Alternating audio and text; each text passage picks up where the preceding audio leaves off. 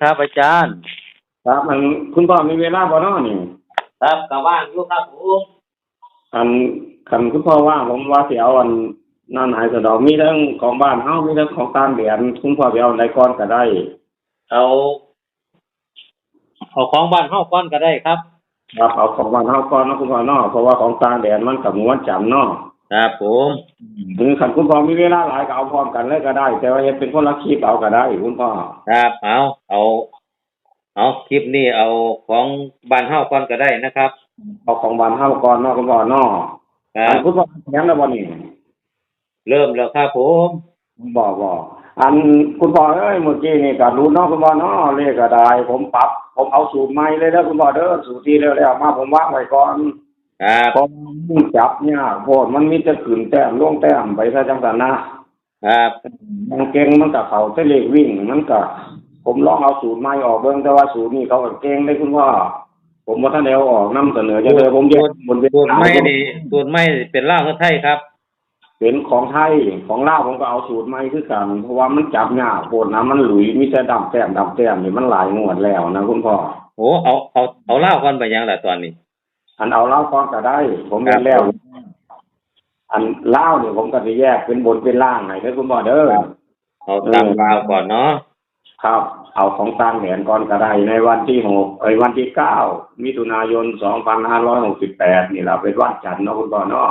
ครับผมงวดเมื่อกี้นี่ก็บ่ต้องไปเว้าถึงมันดอกมันผ่านมาแล้วมันได้จังได๋มันก็สุยๆเสียดๆไปหั่นนะสูตรไม่เนาะสูตรไม่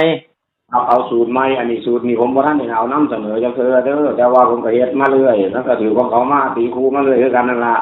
มันหลายสูตรอยู่นำผมนี่คุณพ่อแล้วก็เอาครับเอาบางทีปหนึ่งครับบางที FC เพิ่นอาจจะจับง่ายกว่าจังซี่นะเพราะว่าเลขโตที่ให้ออกไปนี่มันสิบ่หลายโตปานใดพวกเลขวิ่งก็ได้นะครับเอาบนก่อนนะคุณพ่อเด้อเอาชุดบนก่อนตำลาวเนาะบนนี่มีวิ่ง1กับ2คุณพ่อบนวิ่ง1กับ2วิ่ง1วิ่ง2ครับจับคู่แล้วคุณพ่อเอาจับคู่51 51 52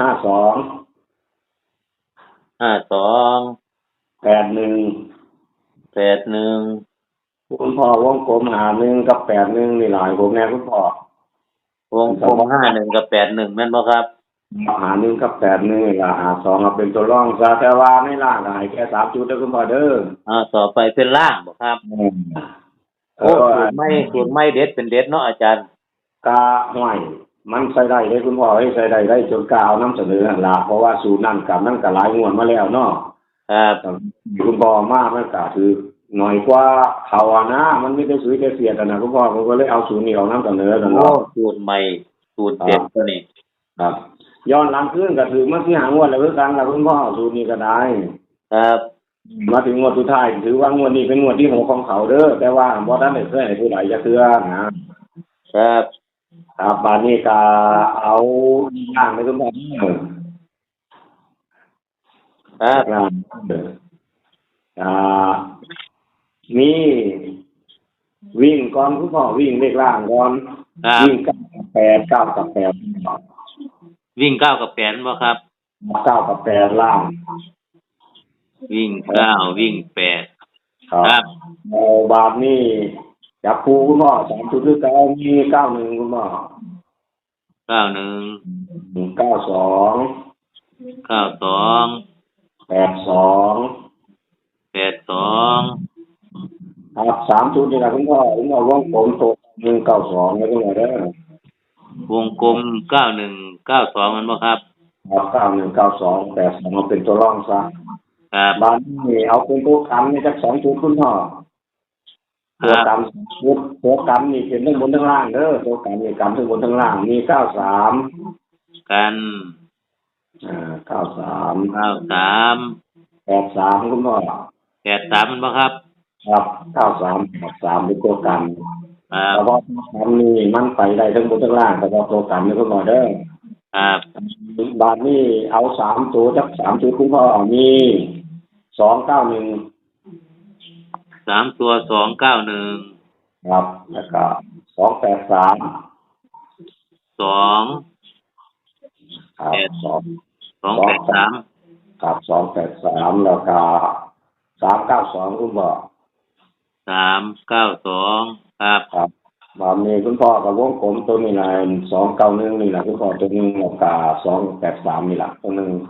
291 283แม่นบ่ครับ ครับวงกลมยางละ2จุดให้มันออกอันที่มันที่ตัววงกลมกะมันก็มีสีต้องการเบิดนั่นล่ะคุณพ่อตามทำได้เพราะว่าผมวงกลมตามตัวชอบเจ้าของหน้า ครับผม ให้รักสูตรโรมันไม่เลขวิ่งนี่ถ้าเป็นเลขล่างเนาะถ้าผู้ใดมีแล้วถ้าบ่ชอบที่ผมจับไว้ก็เอามาเสียบใส่โลด1กับ2นี่ในตะกอล่างแต่พอบนนี่ผู้ใดมีตัวเด็ดตัวดีก็เสียบออกไปเลยนี่9กับ8นี่เด้อคุณพ่อเด้อ ครับ อันไปมันก็มีเป็น8 4 8ยังไม่พูดละเพราะว่า9กับ4ตัวเดียวกันอย่าลืมแต่8กับ3ตัวเดียวกันจังซี่นะคุณพ่อ ครับ 7ตัวเดียวกัน1กับ6ตัวเดียวกันอย่าลืมแต่บางที6มันอาจจะมาพามันอาจจะบ่มาแต่มันอาจจะให้6มากเป็นแต้มนึงจังซี่นะคุณพ่อ ครับ อันก็ตามทำลายเดิมเวลาอันเรื่องอันเลขคู่กันอย่าลืมแต่ตัวนั้นตัวเงาคนนั้นมันมีคู่กันมันจังซั่นแต่ว่าในตรงนี้ก็บ่ทันได้ออกนำเสนอจะเพื่อนี่เป็นงวดแรกเด้อกันจังได๋ก็ให้วีหน้าตะกอนคุณพ่อคุณแม่ก็ได้ก็บ่คักใจก็อย่าฟ้าวซื้อเนาะคุณพ่อเนาะมันเป็นเลขคำนวณ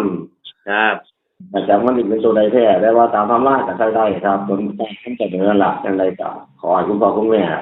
ทุกคนร่ำรวยทุกคนคุณพ่อก็ร่ำก็รวยเด้อคุณแม่คือการตลาดทุกแข็งแรงในงวดวันที่9นี่ละร่ำรวยสวัสดีครับขอให้โชคดีครับสวัสดีครับ เอาฟังทวนก่อนอาจารย์ฟังทวนตัวเลขก่อนหามันตก ผมบอกว่าทวนตะกอน สำหรับแนวทางตามราวออกคนป .1 นะครับวันที่9แม่นบ่ครับ ครับสวัสดีครับ 9มิถุนายน68นะครับ วิ่งบน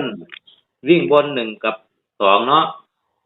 มีบน1กับ2ครับ 1กับ2นะครับจับคู่บนมี51 52 81เด่นเน้นหนักไปที่51กับ81แม่นบ่ครับ ครับ ต่อไปเป็นวิ่งล่างนะครับวิ่งล่างวิ่ง9กับ8จับคู่91 92 82ครบบ่ครับ ครับ ขีดเส้นใต้91กับ92นี่คือล่างนะครับ ครับ ต่อไปเป็นตัวกันนี่เป็นได้ทั้งบนทั้งล่างนะครับ มี93กับ83ถูกต้องบ่ครับ ครับ 3ตัวก็มีมา291 283แล้วก็392ขีดเส้นใต้291กับ283ครบบ่ครับถูกต้องบ่ครับ